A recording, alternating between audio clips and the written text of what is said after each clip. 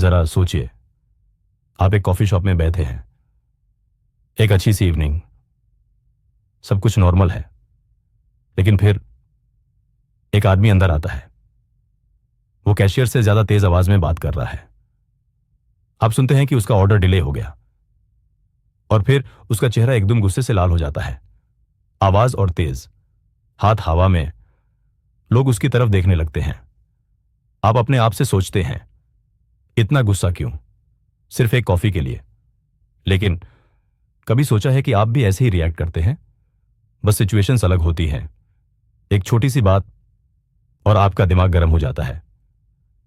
कभी बिना वजह की उदासी, कभी एक्सट्रीम खुशी। ये सब इमोशनल पैटर्न्स हैं, और जब तक हम इन्हें डिकोड नहीं करेंगे, ये हमें कंट्रोल करते रहेंगे। अब सवाल यह है, इन इमोशंस को कंट्रोल कैसे करें? Step 1, the 90 second rule. Neuroscientist doctor जिल बोल्टे टेलर कहता है कि कोई भी इमोशन बायोलॉजिकल लेवल पर सिर्फ 90 सेकेंड्स तक होता है। हां, सिर्फ 90 सेकेंड्स। उसके बाद अगर वो इमोशन कंटिन्यू हो रहा है आपके, तो इसका मतलब है कि हम उसे रिपीट कर रहे हैं। सो नेक्स्ट टाइम जब आपको गुस्सा आए या उदासी महसूस हो, अपने फोन का टाइमर लगाइए और सिर्फ 90 सेकेंड्स तक बस ऑब्जर्व करिए। उस इमोशन को बिना रिएक्ट किए फील करिए, और फिर देखिए क्या वो इमोशन वक्त के साथ डिसॉल्व हो रहा है। Step 2, reframe the story. एक बार एक रिक्शा ड्राइवर था। उसकी शादी का दिन था और वह एक ग्राहक को स्टेशन छोड़ने जा रहा था। अचानक रास्ते में एक और गाड़ी ने उसकी रिक्शा को धक्का दे दिया। उसका मूड बिगड़ गया। उसने लादाई शुरू कर दी। एक घंटा गुजरा, फिर दूसरा। पुलिस आई, इंक्वायरी हुई, और जब तक वो वापस घर गया, शादी की रस्में खत्म हो चुकी थी। उसके एक मोमेंट के गुस्से ने उसका पूरा दिन बर्बाद कर दिया। हम सब कभी ना कभी ये गलती करते हैं। एक छोटी सी बात का इतना बड़ा मीनिंग बना लेते हैं कि वो हमारे दिमाग पर हावी हो जाती है।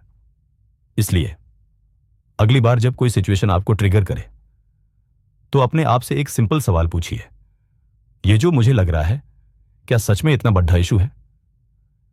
क्या ये इमोशन मुझे 1 घंटे बाद भी अफेक्ट करेगा? अगर नहीं, तो उसको छोड़ देना ही बेहतर है। Step 3, redirect the energy. जो भी एनर्जी आप गुस्से, उदासी या स्ट्रेस पर लगाते हैं, उसको किसी कंस्ट्रक्टिव चीज में डालने का एक तरीका ढूंढिए। एक जर्नल लिखना शुरू करिए, मेडिटेशन की प्रैक्टिस करिए, या सिर्फ डीप ब्रीदिंग की एक सिंपल एक्सरसाइज। क्योंकि जब आप अपनी एनर्जी को कंट्रोल करना सीख लेते हैं, तो दुनिया भी आपको कंट्रोल करना छोड़ देती है। फाइनल थॉट इज कि आपके इमोशंस आपके दुश्मन नहीं हैं। वो आपको कुछ सिखाने आए हैं। उनका ऑब्जर्व करना सीखिए, उन्हें समझना सीखिए। जब आप अपने इमोशंस के मास्टर बन जाएंगे, तभी आप लाइफ के मास्टर बनेंगे। अगर आपको लगा कि ये स्टेप्स आपके लिए काम कर सकते हैं, तो कमेंट करें कि आप किस इमोशन से सबसे ज्यादा स्ट्रगल करते हैं, और चैनल सब्सक्राइब करें, क्योंकि ये सिर्फ एक वीडियो नहीं, एक जर्नी है। और अगर आप डीपर स्पिरिचुअल विजडम और लग्जरी वाइब्स के साथ सेल्फ मास्टरी सीखना चाहते हैं, तो हमें फॉलो करें।